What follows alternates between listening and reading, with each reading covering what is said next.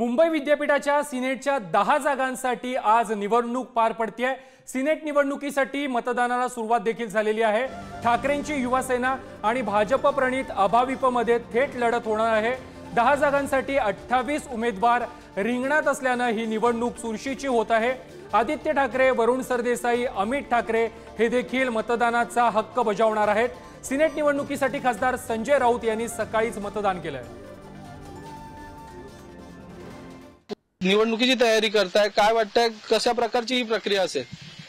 प्रक्रिया खरं तर विद्यापीठाने एवढा लवकर 2 दिवसापूर्वी पोस्टपोन झालेली निवडणूक पुन्हा लावली। विद्यापीठाचं खूप खूप धन्यवाद। त्यांनी चांगल्या प्रकारे उत्तम प्रकारे नियोजन केलेलं आहे कॉलेज कॅम्पसवरती। दुसरी गोष्ट म्हणजे 100 फुटाच्या आतमध्ये कोणालाही एंट्री नसल्यामुळे, प्रवेश नसल्यामुळे जे काय नेहमी राजकीय स्वरूप असतो की राजकीय स्वरूपामुळे जे काही विद्यार्थ्यांमध्ये चुकीचा मेसेज जातो आणि विद्यार्थी येण्यासाठी घाबरतात, तर ते झालेलं नाही। मी पोद्दार कॉलेजमध्ये आहे। पोद्दार कॉलेजमध्ये अतिशय चांगलं नियोजनबद्ध कार्यक्रम केलेला आहे। मी इथल्या पोलिसांचा खूप मनापासून धन्यवाद करतो, कारण त्यांनी अतिशय छानपणे अरेंज केलेलं आहे। त्याची ही विद्यार्थ्यांची निवडणूक वाटते आहे आणि त्याप्रमाणेच होत आहे। जे विद्यार्थी येत आहेत त्यांचं आम्ही स्वागत करीत आहोत आणि विद्यार्थ्यांचा उत्साहही चांगला आहे।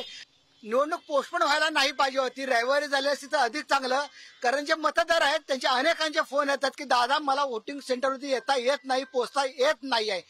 ही फक्त वोटर्सची अडचण झालेली आहे। ती झाली नसती तर बरं झालं असं, रविवारी वोटिंग झालं असतं त्याच्यामध्ये मजा आली असते अजून वोटिंग मध्ये। तरी ठीक आहे, जे होतं ते चांगल्यासाठी होतं असाच आम्ही विचार करतो। नक्कीच आपण पाहिलं तर अखिल भारतीय विद्यार्थी परिषदेचं हे पोलिंग बूथ आहे आणि इथून पोद्दार कॉलेजच्या एक्झॅक्ट समोरच त्यांनी ते बूथ लावलेलं आहे। इथून ते मतदारांना मतदान कसं करायचं, नेमकी प्रक्रिया काय याबद्दल माहिती देत आहेत, त्यांना त्या संदर्भातली सूचना देखील देत आहेत। आणि ज्या 2 वेळा स्थगिती लागली, निवडणुका जाहीर होऊन देखील स्थगिती लावली, त्याचा मोठा फटका या मतदानावर पडू शकतो, कारण का जी शेवटची तारीख होती त्या तारखेला रविवार होता आणि या रविवारी मोठ्या प्रमाणात मतदार हे मतदान करण्यासाठी येतात। मात्र मधला वार असल्याने मतदारांची गैरसोय होते आणि त्यामुळे मतदानाची संख्या किंवा मतदानाची जी टक्केवारी आहे ही कमी होण्याची शक्यता देखील त्यांनी इथे वर्तवली आहे। व्हिडिओ जर्नलिस्ट संतोष सह चेतन सावंत, पुढारी न्यूज, मुंबई। अक्षय शिंदेच्या